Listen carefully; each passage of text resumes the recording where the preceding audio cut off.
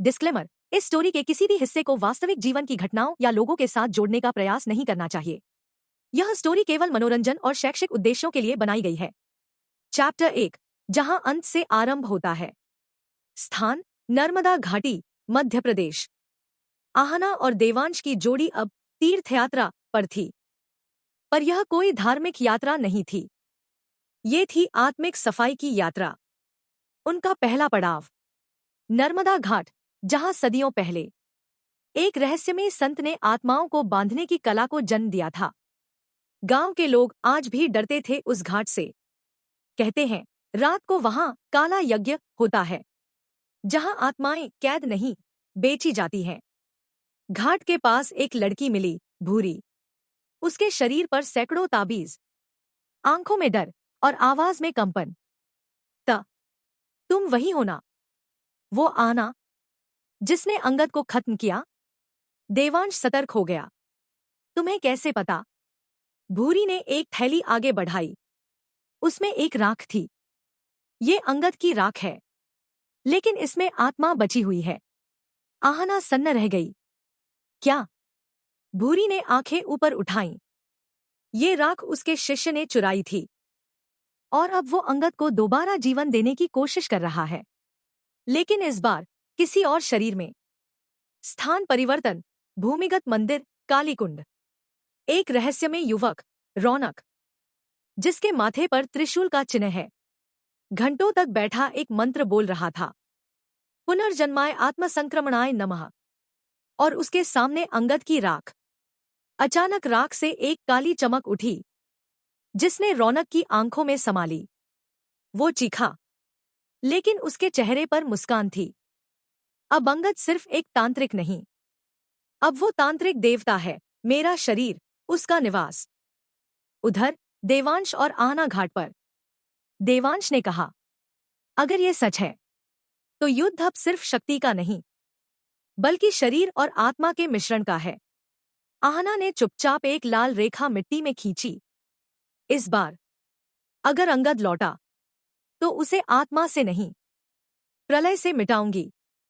अंतिम दृश्य: रौनक, जो अब अंगद प्रेत बन चुका है, काले वस्त्रों में एक गुफा से बाहर निकलता है। शक्ति ने मुझे जलाया था, अब मैं उसका तांडव बनूंगा। जानिए नेक्स्ट चैप्टर में। चैप्टर 2, आत्मा की मंडी। स्थान: उज्जैन, प्राचीन श्मशान घाट, कालधारा। रात के तीसरे प्रहर में, जहां आम इंसान तो दूर, भूत प्रेत भी जाने से कतराते हैं, वहीं अब यहां जीवन की हलचल थी। पर वो जीवन इंसानों का नहीं, कैद की गई आत्माओं का था। रौनक अंगद अब पूरी तरह बदल चुका था।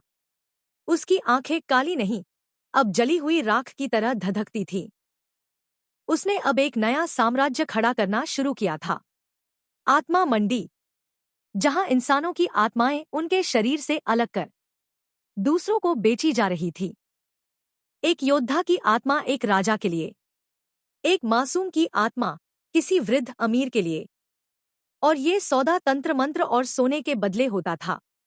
स्थान: नर्मदा घाट। अगले दिन भूरी की बातों के बाद आहना और देवांश ने वहां एक रात और बिताने का फैसला किया। तभी घाट पर एक बंधी हुई आत्मा दिखाई दी, एक किशोरी आत्मा जो बार बार गा रही थी, मेरा नाम नहीं, चेहरा नहीं, मैं बस एक सौदा थी। आहना ने मंत्र पढ़कर आत्मा को मुक्त किया। आत्मा फूट फूट कर रोने लगी। मुझे एक आदमी ने मेरे शरीर से निकाल लिया था, कहा अब तुझे बेचना है। देवांश के चेहरे पर कठोरता आ गई। इसका मतलब है रौनक ने आत्मा मंडी शुरू कर दी है, और वो अब किसी भी आत्मा को बख्शेगा नहीं। गायत्री देवी का संदेश। तभी एक नीला प्रकाश उभरा, और गायत्री देवी का चिंतन स्वरूप प्रकट हुआ। आहना, अब तुझे सिर्फ अंगद से नहीं, उस पूरे तंत्र से लड़ना होगा जो आत्मा को व्यापार बना चुका है। और याद रख, रौनक का शरीर अब सिर्फ आवास नहीं है, वो एक तामस यंत्र बन चुका है, जिसे न तलवार काट सकती है, न मंत्र जला सकता है। तुझे उससे नहीं लड़ना है, तुझे उसे खुद में समाहित करना होगा। या उसे उसके ही लोभ से हराना होगा। उसी रात अंगद मंडी में नई बोली लगवाता है। ये आत्मा एक 8 वर्षीय बालक की है, जो तामस के समय एक मंदिर में बलि चढ़ाया गया था। उसकी मासूमियत में शक्ति है। बोली शुरू। 50 स्वर्ण मुद्रा से। सामने एक अमीर तांत्रिक बैठा था, जो बुढ़ापे में युवावस्था पाना चाहता था। 100 स्वर्ण, 150, 200। मंडी गूंज उठी। लेकिन तभी एक नकाबपोश व्यक्ति बोला, इस आत्मा की कोई कीमत नहीं लगती। रौनक ने उसकी तरफ देखा। तू कौन? नकाब हटा। आहना थी। मैं वो हूं जिसकी आत्मा न बेची जा सकती है, न खरीदी जा सकती है, लेकिन अब तेरी मंडी जला सकती है। अंतिम दृश्य। आहना की आंखें सुनहरी जलने लगी। उसके पीछे खड़े थे कई मुक्त आत्माएं, जो अब आहना के इर्दगिर्द एक रक्षा वृत्त बना चुकी थी। रौनक हंसा। तू अकेली नहीं, मैं भी अकेला नहीं हूं। मेरे पास अब 10 आत्मा यंत्र है, हर दिशा से एक शापित आत्मा। चल, अब देखता हूं कौन किसे जलाता है।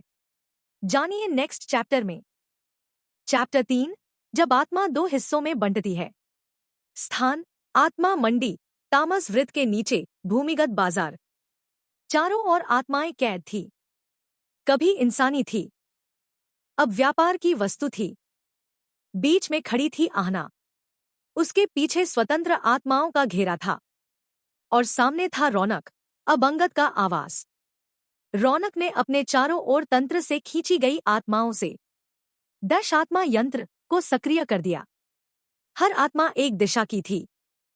पूर्व से ध्वंसात्मा, पश्चिम से कामात्मा, उत्तर से छलात्मा, दक्षिण से भयात्मा, और बाकी 5 मध्य आत्माएं, जो एक साथ मिलकर कृत्रिम पंचमहाभूत का रूप लेती थी। देवांश ने चेतावनी दी, आहना, ये कोई साधारण तंत्र नहीं। ये आत्माएं न सिर्फ तुझे चोट पहुंचा सकती हैं, बल्कि तेरे भीतर के 2 हिस्सों को आमने सामने खड़ा कर सकती हैं। आहना ने साहस के साथ उत्तर दिया, अगर मैं टूटती भी हूं तो खुद को जोड़ भी सकती हूं। 10 आत्मा यंत्र की पहली चाल, माया दर्शन। चारों ओर एक भ्रम का जाल फैला। आहना को उसके अतीत में ले जाया गया। वो देखती है अपनी मां को तड़पते हुए मरते हुए, कैलाश जी को माला को गले लगाते हुए, और खुद को एक अजनबी के हाथों बेची जाती हुई। लेकिन ये सब भ्रम था। तभी एक आवाज आई। आहना खुद की ही थी, पर उसकी आंखें अब गहरे सुर्ख थी। मैं हूं तेरा क्रोध, जिसे तूने प्रेम और आदर्श के नाम पर दबा रखा है। पर आज मैं जागूंगी और सब कुछ जलाऊंगी। दूसरी ओर आहना के भीतर ही एक और छवि खड़ी हुई, नीली रोशनी में लिपटी। मैं हूं तेरा प्रेम, जिसे तूने खोया नहीं बल्कि जीवित रखा। देवांश में, आदित्य में और आत्माओं में अब आहना के भीतर युद्ध छिड़ गया। प्रेम बनाम क्रोध। रौनक हंस रहा था। देखो, शक्ति को भी तोड़ सकते हैं। शक्ति भी 2 आत्माओं में बंट सकती है। उसी समय गायत्री देवी और आदित्य एक रहस्य खोलते हैं। गायत्री, देवांश का जन्म इसीलिए हुआ था। वो आहना की आत्मा के दोनों हिस्सों का संतुलन है, पर रौनक उसका सगा भाई है। आदित्य चौंका। क्या मतलब? रौनक और देवांश, गायत्री दोनों भाई हैं। दोनों को तांत्रिक बनने के लिए पाला गया, पर एक ने आत्माओं को बचाना चुना, देवांश, और एक ने बेचना, रौनक। अब मैदान में देवांश आगे बढ़ा। आहना, तू खुद से भाग मत। अपने क्रोध को नकार मत, उसे स्वीकार कर, क्योंकि शक्ति तब जागती है जब प्रेम और क्रोध एक हो जाते हैं। आहना ने आंखें बंद की, और धीरे धीरे उसका शरीर 2 रंगों में बंट गया। नीला प्रेम की आत्मा, लाल क्रोध की आत्मा, और फिर दोनों रंग सुनहरी ऊर्जा बनकर मिले। उसने आंखें खोली। अब उसकी आंखों में 2 आंसू थे, एक गर्म, एक ठंडा। अब मैं अधूरी नहीं, अब मैं हूं पूरी अशांत शक्ति। जो प्रेम भी है और दंड भी। अंतिम दृश्य। आहना ने एक हाथ हवा में घुमाया। 10 आत्मा यंत्र की आत्माएं तड़पने लगी। मैं अब उन्हें मुक्त कर रही हूं, क्योंकि किसी आत्मा की बोली नहीं लगाई जा सकती। और जैसे ही मंत्र पूरा हुआ, पूरा मंडी सिस्टम जलने लगा। रौनक चीखा, लेकिन अचानक उसकी आंखों में कुछ पल के लिए देवांश की छवि झलकी। क्या रौनक अभी भी पूरी तरह अंगद नहीं हुआ है? जानिए नेक्स्ट चैप्टर में। चैप्टर 4, तपस्वी आत्मा का संदेश। स्थान, नर्मदा तट के पार, एक गहन समाधि स्थल, शून्यवट, जहां कोई ध्वनि नहीं पहुंचती, जहां रात और दिन का फर्क मिट जाता है और जहां आत्मा से आत्मा संवाद करती है। यही वह स्थान था जहां आहना अपने भीतर के युद्ध के बाद अब सृष्टि की पहली आत्मा से मिलने जा रही थी। देवांश पीछे रुक गया। इस वटवृक्ष के पार तुझे अकेले जाना होगा, आहना, क्योंकि वो आत्मा तेरे भीतर की ऊर्जा से संवाद करती है, किसी अन्य चेतना से नहीं। आहना ने सिर झुकाया और शांत कदमों से आगे बढ़ गई। भीतर, वट के नीचे एक पारदर्शी आत्मा, न कोई चेहरा, न नाम, सिर्फ एक कंपन, एक गूंज। शक्ति की अधूरी पुत्री, अब तू पूर्ण हुई है, लेकिन पूर्णता से पहले तुझे जानना होगा सृजन की वो कथा जिसे ब्रह्मा ने छिपा दिया। आहना की आंखों में अचानक प्रकाश फैला। वो एक दृश्य में खिंच गई। एक समय जब पृथ्वी नहीं थी, आकाश एकांत था और केवल आत्माएं थी। इन आत्माओं में सबसे पहली थी तपस्वी आत्मा, जिसे आदिशक्ति का स्वरूप कहा जाता था। मैं ही वो थी जिसने ब्रह्मा को चेतना दी। मैं ही थी जिसने विष्णु को संरक्षण की भावना दी और शिव को नाश की अनुमति। पर फिर सृष्टि ने मुझे भुला दिया, क्योंकि मैं शब्दों से परे थी और तुझे बनाया मेरे अंश से। आहना कांप गई। मैं आदिशक्ति की उत्तराधिकारी हूं? नहीं, तू उत्तराधिकारी नहीं, तू अगला रूप है। लेकिन तेरे मार्ग में एक दाग है, एक शक्ति जो तेरे अतीत से जुड़ी है। अब तपस्वी आत्मा ने एक और दृश्य दिखाया। रौनक और देवांश बचपन में एक ही गुरुकुल में शिक्षा ले रहे थे, परंतु एक तंत्रिक अनुष्ठान के दौरान जब एक मृत आत्मा गलती से खुल गई, गुरुकुल का द्वार टूट गया और दोनों भाइयों को अलग कर दिया गया। रौनक को अंगद ने अपनाया और उसका शरीर बनाना शुरू किया। वहीं देवांश को एक तपस्वी ने बचा लिया, जो स्वयं आहना की आत्मा से जुड़ा था। तपस्वी आत्मा बोली, अब रौनक को हराने का एक ही मार्ग है, उसकी आत्मा को पुनः उसका बनाना, अंगद को उससे निकालना। और ये तभी संभव है जब तू आत्मा मंडल बनाए, एक ऐसा घेरा जहां रौनक की आत्मा स्वयं को देख सके। उसी समय मंडी की बची राख में अंगद रौनक। अचानक अंगद का चेहरा बदलता है। उसकी आंखों में एक पल को जलन होती है और वह चिल्लाता है, नहीं, नहीं, मुझे फिर से कैद नहीं होना। रौनक के भीतर की असली आत्मा तड़प उठती है। शायद अभी भी उसे बचाया जा सकता है। स्थान, देवांश और आहना वट वृक्ष के पास। आहना बाहर आती है। चेहरे पर अब पहले से अधिक तेज है। देवांश पूछता है, क्या देखा तूने? आहना गंभीर स्वर में कहती है, अपने जन्म का रहस्य और अपने शत्रु की मासूमियत। अब मुझे लड़ाई नहीं लड़नी, मुझे एक आत्मा को वापस लाना है। जानिए नेक्स्ट चैप्टर में। चैप्टर 6, आत्मा दर्पण, रौनक की परीक्षा। स्थान, त्रिकूट पर्वत के नीचे शून्य मंडल, जहां आत्मा मंडल का केंद्र था, जहां कोई पाप, पुण्य, भ्रम या आस्था प्रवेश नहीं कर सकती थी। केवल निज स्वरूप ही टिक सकता था। यहीं पर आहना ने पहली बार रौनक को बुलाया था। न अंगद को, न कोई तांत्रिक रूप, बल्कि एक भाई को, एक खोई हुई आत्मा को। रौनक का आत्मा मंडल में प्रवेश। त्रिकोणीय मंडल के तीनों कोने, रानी प्रगति, बल, अविक, बुद्धि, जयद्रथ, भविष्य बोध प्रकाश बनकर घूमने लगे। बीच में बैठी थी आहना और सामने खड़ा था रौनक, जिसकी आंखों में नफरत पर भीतर कहीं टूटी हुई मासूमियत। तूने मुझे यहां क्यों बुलाया आहना? मुझे मारना है तो सीधे वार कर। आहना शांत रही। उसने एक दीपक आगे बढ़ाया। ये आत्मा दर्पण है, देख इसमें। तू कौन था, कौन है और क्या बन गया है? आत्मा दर्पण का प्रतिबिंब। दृश्य एक, बचपन। रौनक और देवांश एक ही झूले पर हंसते हैं। माँ की गोद में बैठना, साथ में खाना, साथ में सोना।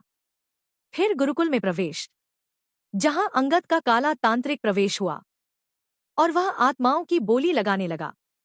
देवांश विरोध करता है, पर रौनक चुप रहता है, क्योंकि उसे लगता है अगर मैं बोलूंगा तो मेरी पहचान छिन जाएगी। दृश्य दो, अंगद का छल। अंगद रौनक के कानों में कहता है, तेरे भाई को देवता मानेंगे, तुझे नहीं। तू अगर अमर होना चाहता है तो मुझे अपना शरीर दे दे। रौनक डर गया और उसी डर में अंगद को प्रवेश दे बैठा। तभी से रौनक रौनक नहीं रहा। दृश्य तीन, वर्तमान। रौनक के शरीर में अंगद की काली आत्मा जल रही है, लेकिन उसका असली चेहरा रो रहा है। मैं तो बस चाहता था कि कोई मुझे अपना कहे। मैं हमेशा देवांश की परछाई बन के रह गया। आहना की चुनौती। रौनक, अब तू जान चुका है, तेरी आत्मा में अभी भी भिन्नता है, लेकिन पूरा काला नहीं हुआ है तू। अगर तुझे मुक्त होना है तो तू अंगद को अपने से निकाल फेंक। रौनक हंसा, पर उसके आंसू बहने लगे। निकालना इतना आसान नहीं है आहना।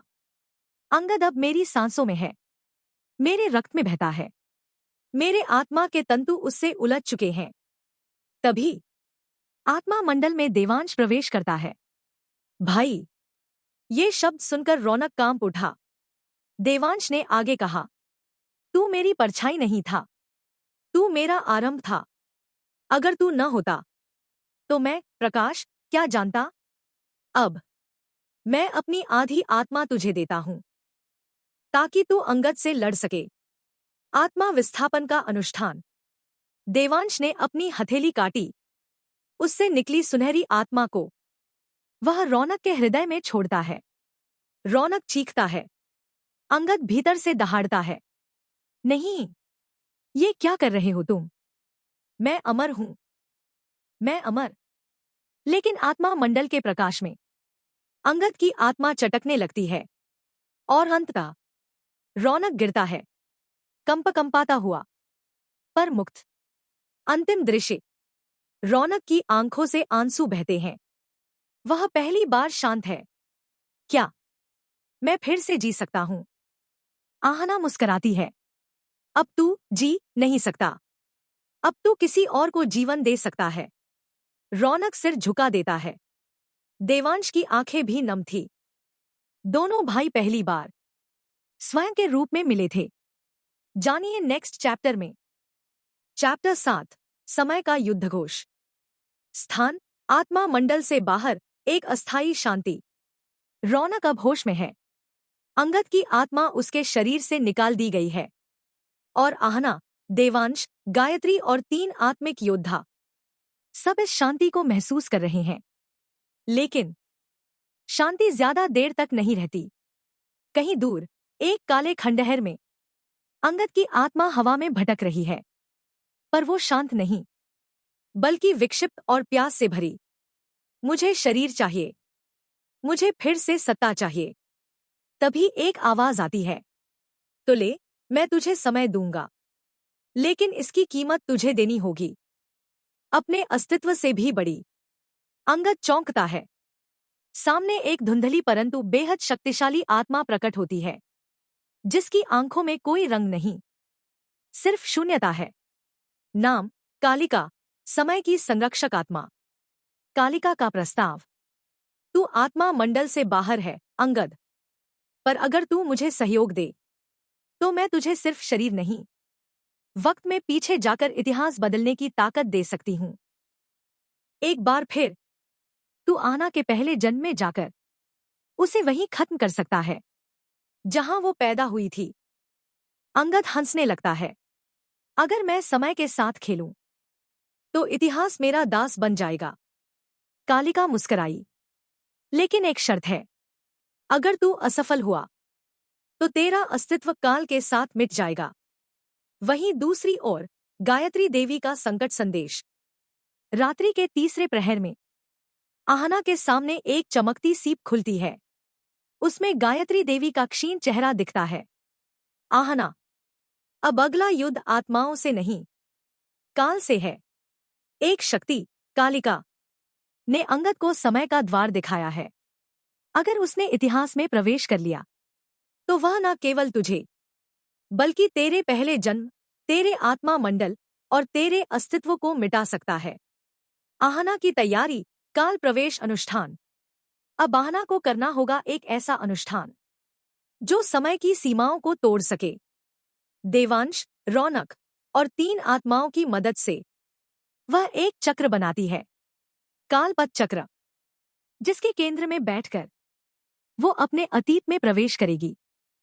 पर शर्त यह है, वह अतीत में जाएगी, पर अगर वहां मर गई तो वर्तमान से उसका नाम तक मिट जाएगा। गायत्री देवी, तेरा पूर्वजन्म एक रत्न था, पर उसी जन्म में तुझे पहली बार अंगद ने देख लिया था। अगर वह वहां कुछ बदल देता है तो तेरा आज का शक्ति स्वरूप कभी जन्म ही नहीं लेगा। आहना, तो मुझे जाना होगा वहां जहां से मैं बनी, वहीं से सब खत्म करने के लिए। अंतिम दृश्य। काल मार्ग खुलता है, कालपथ चक्र घूमता है, चारों दिशाएं कंपन करने लगती हैं। एक जलसा द्वार खुलता है जिसमें ना दिन है ना रात, बस एक तारीख। 17 अगस्त 1538। आहना का पहला जन्म। देवांश उसका हाथ पकड़ता है। अगर तुझे कुछ हो गया तो मैं इस जीवन को नहीं जी सकूंगा। आहना मुस्कुराती है।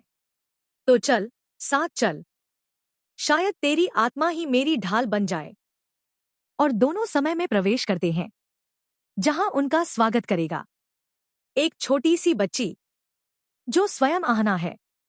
जानिए नेक्स्ट चैप्टर में। चैप्टर 8, जन्म का रहस्य। ब्रह्मा की अवैध सृष्टि। स्थान वर्ष 1538। राज्य चंद्रवर्ण नगरी। एक पवित्र और रहस्यमयी राज्य जहां आधी रात के बाद भी दीप जलते थे, क्योंकि वहां एक दिव्य बालिका का जन्म होने वाला था जिसके लिए ब्रह्मा ने स्वयं देवताओं को सावधान किया था। आहना और देवांश का आगमन। कालपथ द्वार से निकलते ही आहना और देवांश पुराने समय की हवा में प्रवेश करते हैं। आकाश नीला नहीं, पीला था, जैसे समय ने रंग छोड़ दिए हों। देवांश ने चारों ओर देखा। ये वो स्थान है जहां से तू जन्मी थी। आहना की आंखें उस महल के एक कक्ष पर अटक गईं जहां एक स्त्री प्रसव पीड़ा में थी। वो मेरी माँ है और वो मैं हूं। अंदर एक नवजात बालिका ने रोना शुरू किया। जानिए नेक्स्ट चैप्टर में। चैप्टर 9, ब्रह्मा की वर्जित वाणी। स्थान चंद्रवर्ण नगरी। महल का गुप्त पुस्तकालय। वर्ष 1538। एक नवजात बालिका का जन्म हो चुका था, वही जो आगे चलकर आहना बनेगी। लेकिन इस बार आहना स्वयं उस जन्म को एक बाहरी आत्मा के रूप में देख रही थी, देवांश के साथ। पर इसके पहले कि वो अपनी मां को पास से देखती, अचानक एक प्राचीन दीवार अपने आप खुल गई। पीछे से किसी ने आवाज दी, जो तू खोज रही है वो शरीर नहीं, वो वाणी है जिसे ब्रह्मा ने खुद छुपा दिया था। रहस्यमय ग्रंथ सप्तशक्ति विमर्श। वो दीवार एक गुप्त पुस्तकालय में खुलती है जहां सिर्फ एक ही ग्रंथ रखा था, सप्तशक्ति विमर्श, जिसे ब्रह्मा ने केवल एक बार लिखा और फिर स्वयं अपने हाथों से छुपा दिया। आहना ने ग्रंथ को छुआ और उसके छूते ही उसमें से ऊर्जा निकलने लगी। पहला पृष्ठ खुलता है और लिखा होता है, जिस दिन ब्रह्मा ने चेतना और विनाश को एक साथ जोड़ा, उसी दिन जन्मी आहना।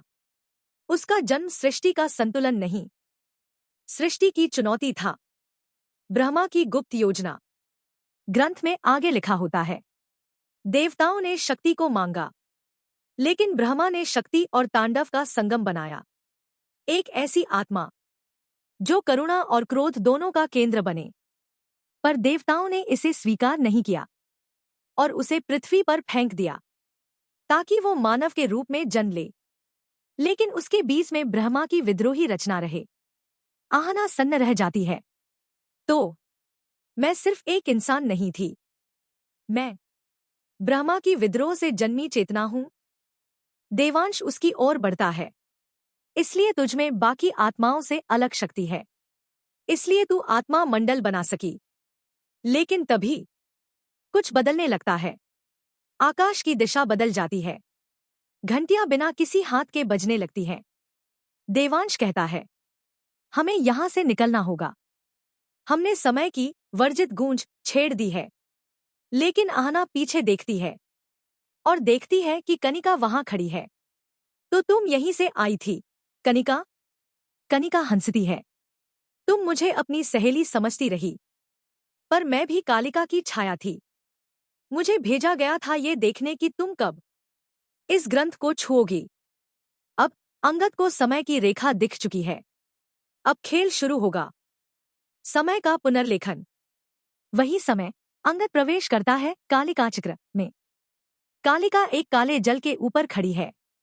उसके पीछे ताड़पत्रों से बनी कालिपी हवा में घूम रही है। अंगद, तू तैयार है? अंगद चिल्लाता है, हाँ, अब मैं आहना को उसके पहले जन्म में ही मिटा दूंगा। और कालिका कहती है, तो जा, लेकिन याद रख, अगर तूने वहां खुद को खो दिया तो तेरी आत्मा काल में कैद हो जाएगी, जहां से कोई लौट नहीं सका। अंतिम दृश्य। आहना ग्रंथ के आखिरी पन्ने को पलटती है और पढ़ती है, वो क्षण जब शक्ति अपने सत्य को स्वीकार कर लेगी। वही क्षण समय के लिए सबसे बड़ा खतरा होगा, और तभी जन्मेगा काल का वध। आहना ग्रंथ को बंद करती है, आंखों में तेज भरकर कहती है, तो अब काल को वध करना ही होगा। देवांश उसके पास आता है। आगाज हो चुका है। अब इस युद्ध में सिर्फ आत्मा नहीं, समय भी शरण मांगेगा। जानिए नेक्स्ट चैप्टर में। चैप्टर 10, काल शून्य की गर्जना। पिछली कड़ी। देवांश ने आहना के नवजात रूप को बचाने के लिए अपनी आत्मा को अर्पित कर दिया।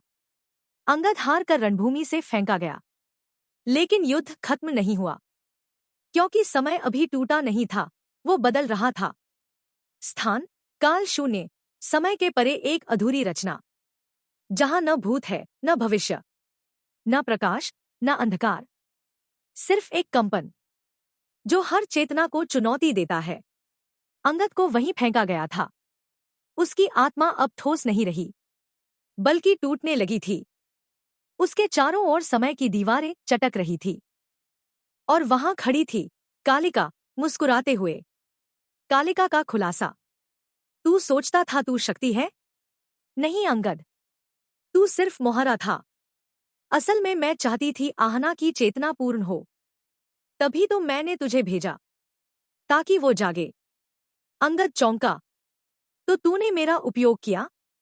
कालिका हंसती है, सिर्फ उपयोग नहीं, तेरी आत्मा अब काल ग्रंथ में बंद रहेगी, क्योंकि अब असली युद्ध शुरू होगा, सृष्टिक्रम के विरुद्ध। आहना की चेतना अब पूरी तरह जाग चुकी है। अब उसे सिर्फ एक झटका देना बाकी है, जो उसे ईश्वर से भी ऊपर खड़ा कर दे। दूसरी ओर आहना की नई शक्ति। वर्तमान में जब आहना अतीत से लौटती है, तो उसकी आंखों में पहले से कहीं गहरी सोने जैसी चमक है। गायत्री देवी मुस्कुराती है, अब तू सिर्फ एक योद्धा नहीं, अब तू बन चुकी है कालदर्शी। कालदर्शी वो होती है जो समय को पढ़ सके, समय को थाम सके, और आवश्यकता पड़ने पर समय को समाप्त भी कर सके। लेकिन समय थमने से डरता है। कालदर्शी बनना वरदान नहीं, अभिशाप भी है। जैसे ही आहना उस शक्ति को स्वीकार करती है, उसके चारों ओर की चीजें धीरे धीरे पत्थर में बदलने लगती हैं। हर वस्तु, हर व्यक्ति जिसे वो छूती है, समय के भीतर जड़ हो जाता है। वो डरती है, मैं सबको खो बैठूंगी। अगर मेरी चेतना इतनी भारी है, तो क्या मैं अकेली रह जाऊंगी? देवांश की आत्मा दिखाई देती है। अचानक एक हल्की रोशनी के बीच देवांश की आत्मा प्रकट होती है। आधा अस्तित्व, आधा प्रकाश। मैं तुझसे दूर नहीं गया, आहना। मैं तेरी चेतना का हिस्सा बन गया हूं। अब तू अकेली नहीं। मैं तेरे हर निर्णय में, तेरे हर युद्ध में, तेरे हर आंसू में, तेरे भीतर रहूंगा। अंतिम चेतावनी, ब्रह्मा की वाणी। वहीं गायत्री देवी एक बार फिर एक मंत्र पढ़ती हैं और आकाश से गूंजती है ब्रह्मा की आवाज। सृष्टि में यदि कोई चेतना समय के परे जाग जाए, तो या तो वो सृष्टि का आधार बनेगी या सृष्टि का अंत। अब निर्णय उस चेतना का है जिसे तुम आहना कहते हो। अंतिम दृश्य। आहना अकेले एक ऊंचे पर्वत पर खड़ी है। उसके सामने 3 रास्ते हैं, भविष्य, वर्तमान और भूत। और एक आवाज आती है, अब तुझे चुनना है। कहां से कहानी फिर से शुरू होगी, जानिए नेक्स्ट चैप्टर में। चैप्टर 11, मौनास्त्र, वह जो बोलता नहीं पर मिटा देता है। पिछली कड़ी। आहना अब कालदर्शी बन चुकी है। समय को समझने, रोकने और मोड़ने की शक्ति अब उसके भीतर है। लेकिन उसकी शक्ति अकेलेपन का शाप बन गई है। देवांश अब उसके भीतर आत्मा रूप में जीवित है। और कालिका की असली योजना अभी शुरू ही हुई है। दूसरी ओर कनिका का पुनर्जन्म। अतीत में अंगद हार गया, पर कनिका अब समय की दासी नहीं, काल की वारिस बन गई है। कालिका ने उसे काल शून्य में बुलाकर कहा, अंगद कमजोर था क्योंकि उसमें मोह बचा था। लेकिन तू, कनिका, तू मोह से मुक्त है। तू अग्नि है, और अग्नि को बस हवा चाहिए। कनिका की आंखों में अब काली लकीरें बहने लगी। उसका चेहरा धीमे धीमे बदलने लगा। वो अब कनिका नहीं रही। वो बनी वाक्या, कालिका की उत्तराधिकारी। आहना और मौनास्त्र का मिलन। इधर गायत्री देवी आहना को एक गुप्त मंदिर में ले जाती हैं, जिसे मौन लोक कहा जाता है। मंदिर के भीतर न कोई प्रतिमा थी, न दीपक, बस एक खाली वेदी जिस पर कोई शब्द नहीं लिखा था। गायत्री बोली, यहां वो अस्त्र रखा है जो कभी बोले नहीं, लेकिन एक बार जाग गया तो विरोध के हर नाम को मिटा देता है। आहना वेदी की ओर बढ़ती है।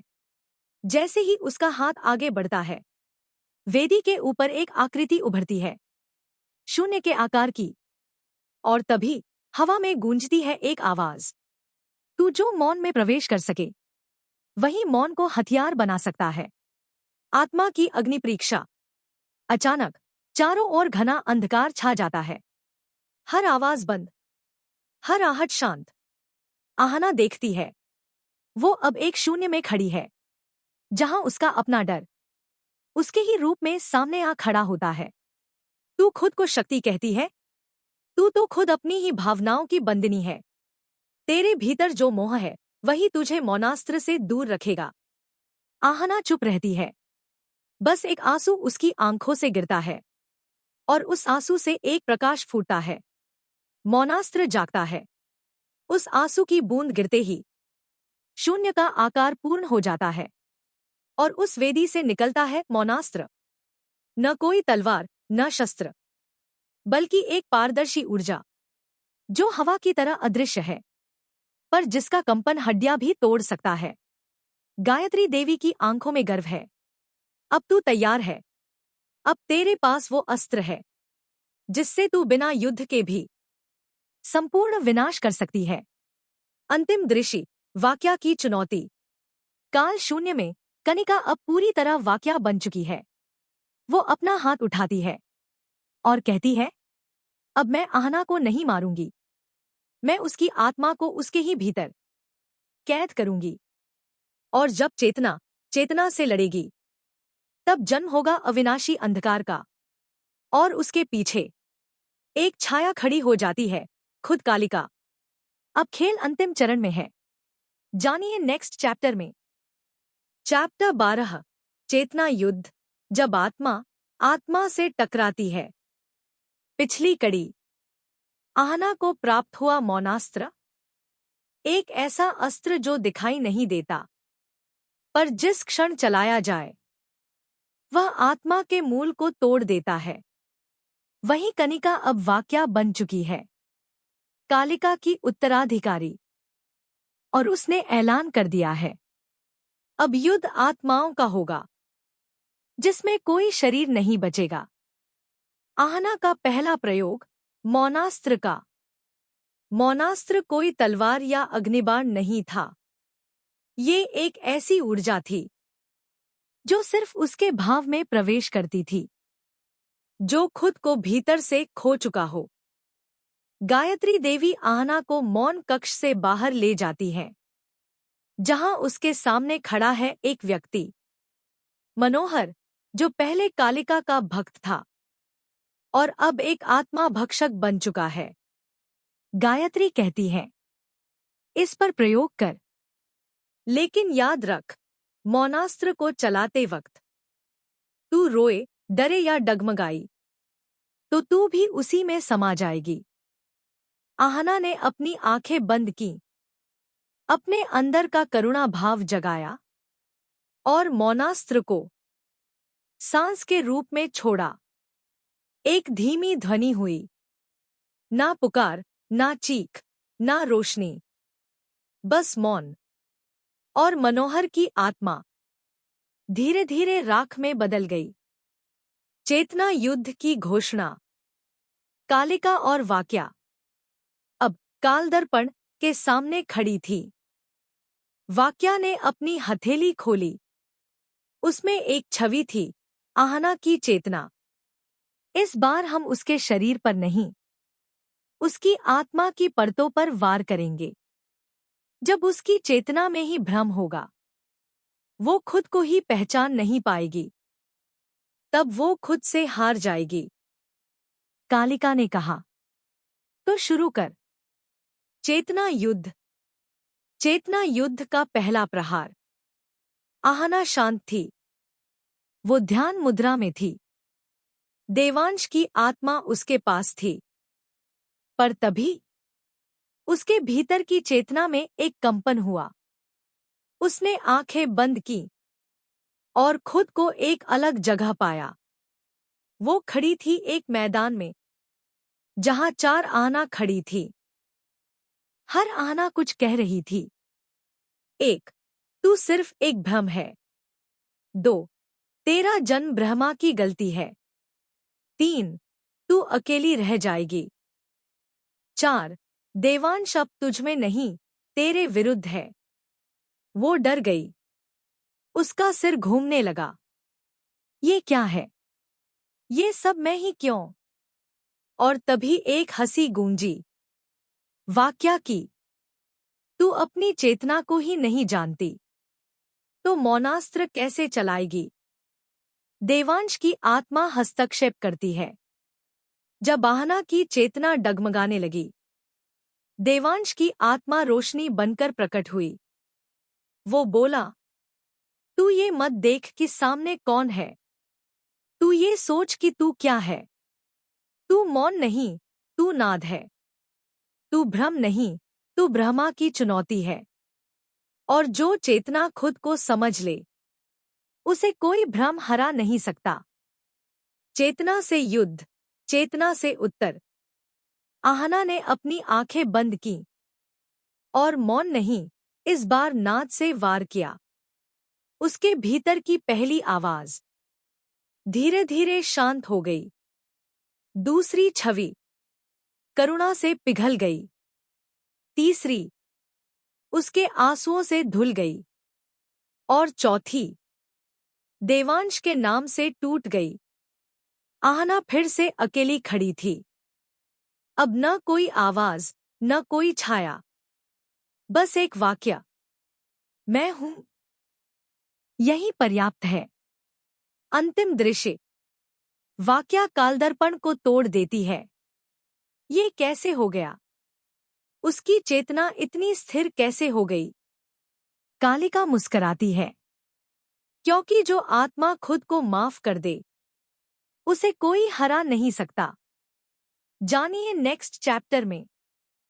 चैप्टर 13, श्रुति मंत्र, आत्माओं का संवेद जागरण। पिछली कड़ी। आहना ने चेतना युद्ध जीत लिया। मौनास्त्र के बाद अब वह अपने भीतर की परछाइयों से भी मुक्त हो चुकी है। लेकिन चेतावनी मिली है। देवांश की आत्मा धीरे धीरे मिट रही है। और अब वाक्या, कनिका ने आत्माओं को एक एक कर चुराना शुरू कर दिया है। प्रारंभ, देवताओं की चेतना पर हमला। चंद्रस्वर लोक में, जहां देवताओं की आत्मिक शक्ति संचित रहती थी, वहां एक भयावह कंपन हुआ। चारों ओर पीली रोशनी थी। वहां ध्यानस्थ थे 7 देवचेतन आत्माएं। वायु, वरुण, अग्नि, अरण्य, सोम, प्रज्ञा और संजीव। लेकिन अचानक हवा में एक अजीब सी धुन गूंजी, जो किसी ने सुनी नहीं। पर आत्माएं कांपने लगी। और वहां प्रकट हुई वाक्या। उसने सिर्फ अपना हाथ उठाया और एक एक कर 7 चेतनाएं संगीत की रेखाओं में कैद हो गईं। गायत्री देवी की पुकार। आहना उस वक्त एक ध्यान चक्र में थी, जहां वो देवांश की आत्मा के धीरे धीरे हल्के होते अस्तित्व को अपने भीतर महसूस कर रही थी। उसे अपनी चेतना में गायत्री देवी की आवाज सुनाई दी। वाक्या अब आत्माओं को चुरा रही है। देवताओं की चेतनाएं बंद हो चुकी हैं। अगर हमने उन्हें न जगाया, तो आत्मा मंडल बिखर जाएगा। और उन्हें जगाने के लिए तुझे सीखना होगा श्रुति मंत्र। श्रुति मंत्र, जो शब्द नहीं, भाव होता है। श्रुति मंत्र कोई ध्वनि नहीं थी, बल्कि एक भावनात्मक गूंज थी, जो केवल उसी को प्राप्त होती है जिसका हृदय संपूर्ण करुणा से परिपूर्ण हो। गायत्री ने कहा, तेरे भीतर करुणा है, लेकिन अभी तू उसे सार्वभौमिक नहीं बना सकी। तुझे अपने दुख को सबका दुख बनाना होगा। श्रुति मंत्र वही गा सकता है जो सबका दर्द अपने भीतर उतार ले और फिर उन्हें सांत्वना की शक्ति दे। आहना का आत्मिक बलिदान। आहना जानती थी कि देवांश की आत्मा उसके भीतर से मिट रही है। उसने मौनास्त्र को बंद कर अपनी चेतना को देवांश की आत्मा के साथ जोड़ दिया। अगर तू जा रहा है, तो मेरी करुणा तू ले जा। शायद तेरी अंतिम ऊर्जा ही श्रुति मंत्र का जन्म हो। देवांश मुस्कराया। मैं तो तुझ में ही था, अब तू मुझ में हो। और फिर एक प्रकाश की बूंद बनकर देवांश की आत्मा हवा में विलीन हो गई। और उसी क्षण आहना की छाती से एक मधुर धुन निकलने लगी। ना कोई शब्द, ना राग, बस भाव। श्रुति मंत्र जन्म ले चुका था। देवताओं की चेतनाएं जागती हैं, जहां वाक्या आत्माओं को संगीत की रेखाओं में बांध रही थी। वहां अचानक एक उजाला हुआ, और वो संगीत धीरे धीरे श्रुति मंत्र में बदलने लगा। बांधी गई आत्माएं एक एक कर पुनः जाग गईं। वरुण की आत्मा चमकी। ये कौन सा मंत्र है? प्रज्ञा ने कहा, ये कोई मंत्र नहीं, ये किसी की त्याग की गूंज है। अग्नि चिल्लाया, ये आहना है, वही जिसने अपने भीतर की आत्मा को ही सुर बना दिया है। अंतिम दृश्य। वाक्या क्रोधित। वाक्या पीछे हटती है। उसकी ऊर्जा डगमगाने लगती है। वो चिल्लाती है, ये संभव नहीं। मंत्र बिना शब्द का नहीं होता। लेकिन कालिका दूर से कहती है, मंत्र भाव से बड़ा होता है वाक्या। और अब तू असली युद्ध के लिए तैयार हो जा, क्योंकि अब तू नहीं, तेरा काल आएगा। जानिए नेक्स्ट चैप्टर में। चैप्टर 14 शून्य साजिश, आत्मा का विलोपन मंत्र। पिछली कड़ी। श्रुति मंत्र की गूंज से देवताओं की चेतनाएं जाग गईं। आहना ने देवांश की आत्मा के विलय से श्रुति मंत्र को जन्म दिया। एक ऐसा स्वर जो शब्द नहीं, त्याग से उपजा था। अब वाक्या हार नहीं मानने वाली थी। उसने और कालिका ने मिलकर रचा एक ऐसा षड्यंत्र जिसे कहते हैं शून्य साजिश। शून्य साजिश क्या है? कालिका और वाक्या एक छुपे हुए लोक में पहुंचती हैं, जहां कोई जीवन नहीं, न समय, न चेतना, सिर्फ एक अनंत शून्यता। यह वह स्थान था जहां असफल आत्माएं विलीन की जाती थी। और यही कालिका ने विलोपन मंत्र को जागृत किया। विलोपन मंत्र कोई अस्त्र नहीं था, बल्कि एक भाव था जो किसी आत्मा को अपने अस्तित्व पर ही संदेह करा देता है। जिस क्षण आत्मा यह मान ले कि वह नहीं है, वह खुद को मिटा देती है। गायत्री की चेतावनी। गायत्री देवी ने आहना को ध्यान में बुलाया। शून्य साजिश शुरू हो चुकी है। तेरी चेतना को भ्रमित करने की तैयारी की जा रही है। अगर तू एक बार सोच लेती है कि तू इस योग्य नहीं, या तू केवल ब्रह्मा की गलती है, तो तू स्वयं को मिटा देगी। ध्यान रहे, सबसे बड़ा अस्त्र तर्क नहीं, संदेह होता है। आत्मा दर्पण, जहां आत्मा खुद को देखती है। गायत्री ने आहना को एक रहस्यमय कक्ष में भेजा, जिसे आत्मा दर्पण कहा जाता था। यह वह स्थान था जहां आत्मा अपने सारे जन्म, सारे अपराध, सारे कमजोर क्षण एक साथ देखती थी। जैसे ही आहना वहां पहुंची, उसके सामने एक दर्पण उभरा और एक एक कर उसके जीवन की सबसे कठिन छवियां उभरने लगी। मां को खोने का क्षण, देवांश की मृत्यु, पिता द्वारा उपेक्षा, कनिका का विश्वासघात, उसकी आत्मा का चीर जाना। हर दृश्य उसके हृदय को काटता रहा। आत्मा का संकट। दर्पण में एक आकृति उभरी, आहना की ही एक छाया। वो बोली, तू हर किसी की रक्षक बनी, लेकिन क्या कभी खुद को बचा पाई? देवांश गया, पिता ने त्यागा, कनिका ने धोखा दिया। फिर किस अधिकार से तू चेतनाओं की देवी कहलाती है? आहना कांप गई। उसके हाथों से श्रुति मंत्र की ध्वनि भी धीरे धीरे फीकी पड़ने लगी। उसके भीतर एक आवाज आई, शायद मैं वास्तव में ब्रह्मा की एक भूल हूं। और तभी विलोपन मंत्र सक्रिय हो गया। गायत्री की आहट, अंतिम चेतावनी। उस क्षण जब आहना का अस्तित्व शून्य की ओर बढ़ रहा था, गायत्री देवी उसके भीतर एक दीपक बनकर उभरी। तू अगर ब्रह्मा की भूल है, तो ब्रह्मा की सबसे सुंदर भूल है, जो आत्मा खुद से टूटकर भी दूसरों को बचाए। वो संदेह नहीं, विश्वास की देवी होती है। आत्मा का पुनर्जागरण। गायत्री की बात सुन। आहना की आंखों से आंसू बहने लगे, लेकिन उस आंसू में अब दुख नहीं, बल्कि स्वीकृति थी। हाँ, मैंने खोया है, लेकिन जो खुद को पहचान ले, वही दूसरों का प्रकाश बनता है। उसने दर्पण की ओर देखा और धीरे से कहा, मैं हूं, और यही मेरी सबसे बड़ी शक्ति है। शून्य साजिश विफल। दर्पण चटक गया। विलोपन मंत्र टूट गया। श्रुति मंत्र की ध्वनि फिर से अंतरिक्ष में गूंजने लगी। वाक्या और कालिका ने यह महसूस किया, आहना ने खुद को जीत लिया है। अब कोई संदेह उसे तोड़ नहीं सकता। अंतिम दृश्य। आहना अपने ध्यान से बाहर निकलती है। उसके पीछे प्रज्ञा, वरुण और गायत्री खड़े हैं।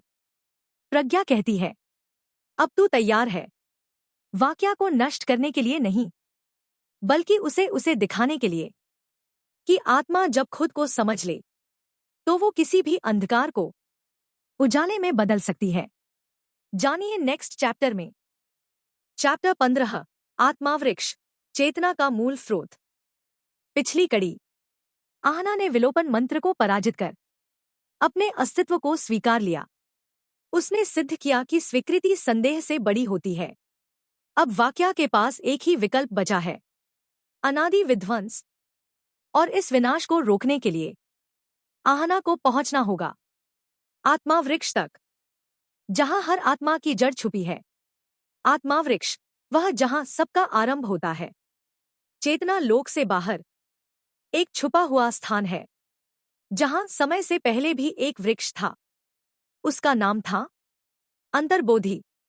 वह वृक्ष जिसमें हर आत्मा की एक मूल जड़ होती है, जिसे तोड़ दिया जाए तो आत्मा कालातीत हो जाती है।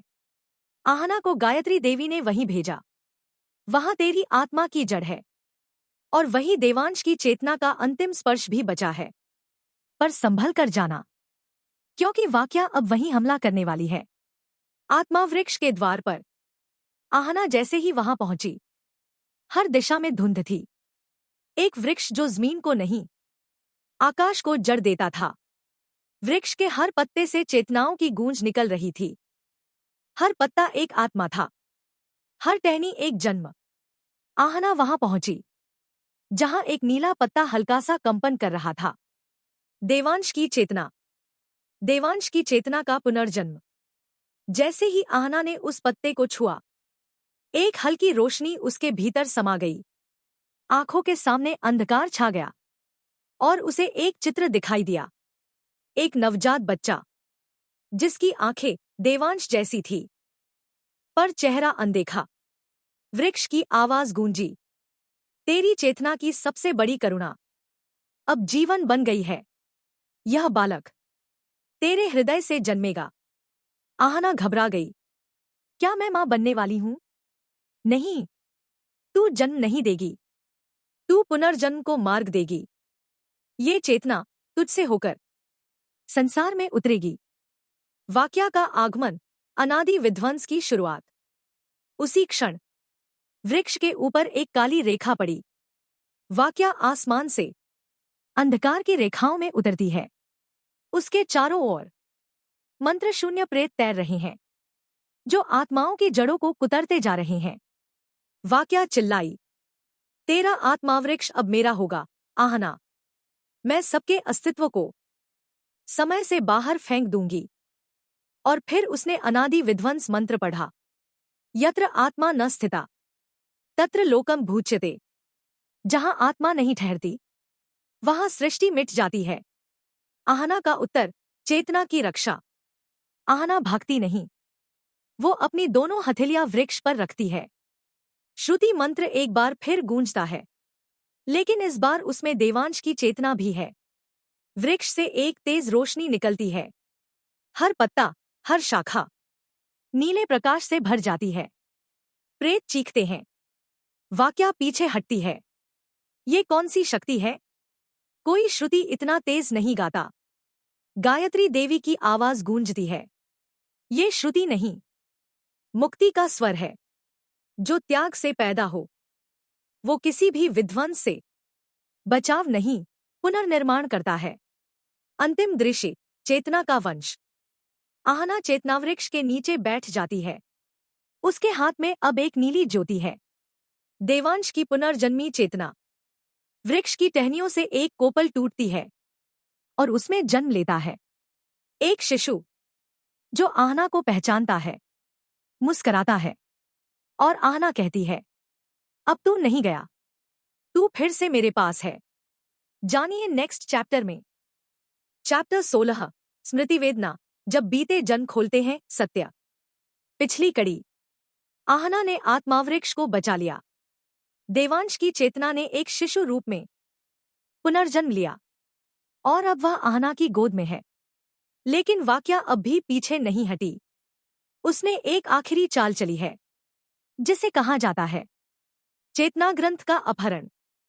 चेतना ग्रंथ, आत्माओं का परम रहस्य। वृक्ष की गहराई में छुपा था एक ग्रंथ, जिसमें हर आत्मा का पूर्वजन्म, उसकी वास्तविक पहचान और उसके आखिरी कर्म दर्ज होते हैं। यह ग्रंथ सिर्फ एक बार खुल सकता था, और जिसने उसे छू लिया, उस पर सत्य की वेदना उतरती थी। स्मृति वेदना, वह अवस्था जब आत्मा अपने हर जन्म की पीड़ा एक साथ महसूस करती है। वाक्या का अंतिम प्रहार, वाक्या अब शांत नहीं थी। उसने स्मृतिविलय मंत्र से चेतना ग्रंथ को वृक्ष से अलग कर लिया और अंतरिक्ष में गायब हो गई। गायत्री देवी तुरंत प्रकट हुई। अगर वो ग्रंथ खो गया तो आत्माओं का इतिहास मिट जाएगा, और जो अपने इतिहास को न जाने वो भविष्य नहीं बदल सकता। आहना को स्मृति वेदना का आशीर्वाद। गायत्री देवी ने आहना को वृक्ष की सबसे गहरी जड़ से जोड़ दिया। अब तुझे खुद अपने जन्मों की स्मृति वेदना से गुजरना होगा, तभी तू समझ सकेगी वाक्या की आत्मा का सच। स्मृति का द्वार खुलता है। जैसे ही आहना ने अपनी चेतना खोली, उसके सामने एक एक कर 3 जन्म उभरते हैं। एक पहला जन्म, आहना एक साध्वी जो हिमालय में रहती थी। वहां कनिका, अब की वाक्या, एक अपवित्र तांत्रिका बनकर आई थी और देवों के तपस्थल को भंग किया था। आहना ने उसे माफ किया, पर कनिका ने उसे जलाकर मार डाला। दूसरा जन्म, आहना एक नर्तकी जो मोहब्बत करती थी राजा देवांश से, पर कनिका एक रानी बनकर उसकी मोहब्बत छीन लेती है और आहना को धोखे से राजमहल में जहर दे देती है। तीसरा जन्म, आहना एक सामान्य लड़की जो बचपन में ही अपनी मां खो देती है। देवांश उसका दोस्त बनता है और कनिका इस बार भी उसे अलग करने की कोशिश करती है। वाक्या का अतीत खुलता है। स्मृति वेदना की अगली परत में कनिका का भी सच खुलता है। कनिका कभी एक साधारण आत्मा थी, लेकिन हर जन्म में उपेक्षा, अस्वीकार और अकेलापन ने उसे अंधकार की ओर मोड़ा। वो तुझसे नहीं, अपने भाग्य से लड़ रही थी। गायत्री देवी की आवाज गूंजी, अब तुझे तय करना है आहना। क्या तू वाक्या को नष्ट करेगी या उसे खुद से मुक्ति देगी? आत्मा की नई चेतना। आहना अब आंसुओं में थी। क्या दुश्मन भी सिर्फ पीड़ित होता है? क्या वो भी बस प्रेम चाहता था? उसने आंखें बंद की। देवांश की चेतना उसके हृदय में गूंजने लगी। शिशु की नीली आंखें उसे देख रही थी। आहना ने धीरे से कहा, मैं वाक्या को युद्ध नहीं, उत्तर दूंगी। और उत्तर सिर्फ एक है, मुक्ति। अंतिम दृश्य, चेतनाग्रंथ अंतरिक्ष में तैर रहा था। वाक्या उसे लेकर भाग रही थी, पर तभी आहना उसके सामने प्रकट हुई। उसने कुछ नहीं कहा, बस वाक्या की ओर अपनी हथेली बढ़ा दी। मैं तुझसे लड़ने नहीं आई, मैं तुझे समझने आई हूं। वाक्या कांप गई और उसकी आंखों से पहली बार आंसू निकले। जानिए नेक्स्ट चैप्टर में। चैप्टर 17, अंतिम रेखा, आत्मा का समर्पण या सहार। पिछली कड़ी, आहना ने स्मृति वेदना से गुजरकर न सिर्फ अपने पिछले जन्मों को देखा, बल्कि वाक्या, कनिका की पीड़ा भी समझी। अब वह चेतनाग्रंथ के सामने लड़ाई के लिए नहीं, मुक्ति देने के लिए खड़ी है। वाक्या की आंखों से पहली बार आंसू गिरे हैं। लेकिन क्या ये आत्मसमर्पण है या कोई और गहराई? आत्मा की गूंज जब मौन बोलने लगता है। आहना और वाक्या के बीच एक लंबा मौन पसरा था। एक और चेतनाग्रंथ हवा में तैर रहा था। दूसरी ओर 2 आत्माएं जिन्होंने जन्म जन्मांतर की पीड़ाएं एक दूसरे से पाई थी। वाक्या फटी आवाज में बोली, तू क्यों आई मुझे समझाने? मैं तो सिर्फ अंधेरे में पली हूं, मुझे प्रकाश से डर लगता है। आहना ने आगे बढ़ते हुए कहा, प्रकाश से डरते हैं वो जिन्हें कभी किसी ने रोशनी थामी नहीं दी। ले, ये मेरी हथेली, तू चाहे तो इसे तोड़ सकती है या थाम सकती है। चेतना ग्रंथ खुलता है। अंतिम सत्य। वाक्या ने कांपते हाथों से चेतना ग्रंथ को छुआ। एक नई पंक्ति खुलती है। जिस दिन 2 आत्माएं एक दूसरे को अपने सबसे गहरे दर्द में देख सकें, उसी दिन विलोपन नहीं, विलयन संभव होता है। ग्रंथ से तेज प्रकाश निकला। आहना और वाक्या दोनों उसमें डूब गईं। वृक्ष गूंज उठा। चेतना ने खुद को पुनः जोड़ लिया है। वाक्या का आत्मसमर्पण।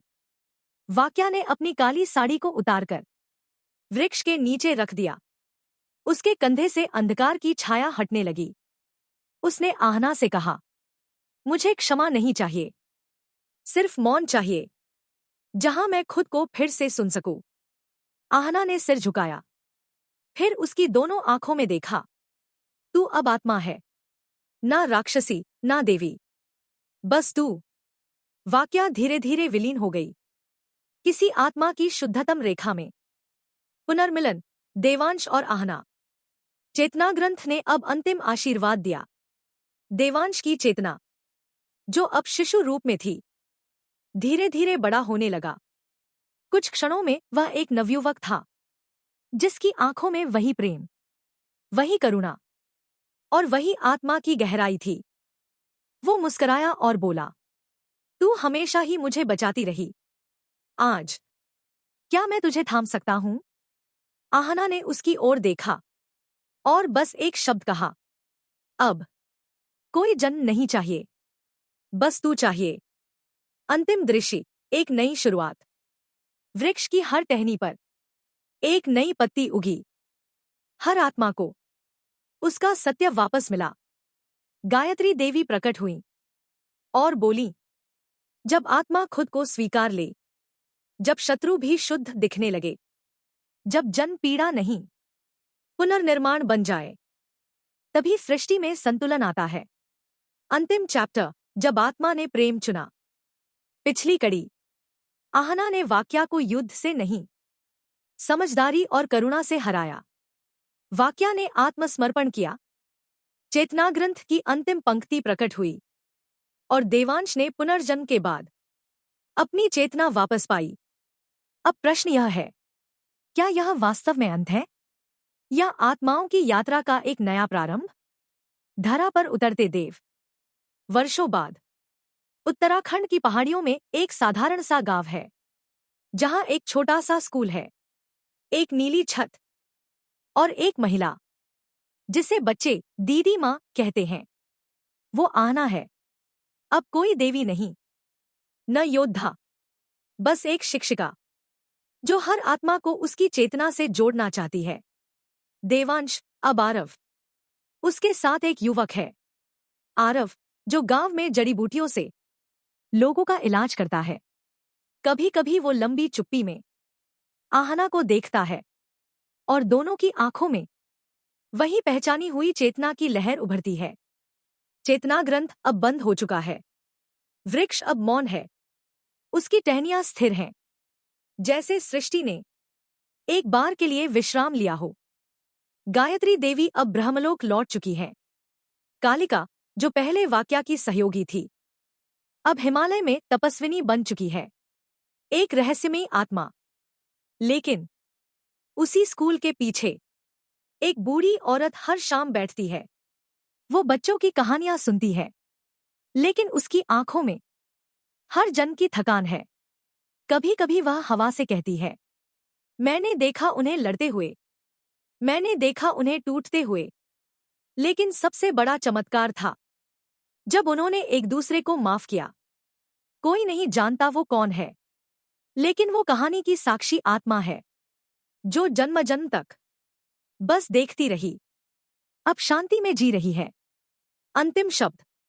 आहना एक शाम स्कूल की छत पर बैठी थी।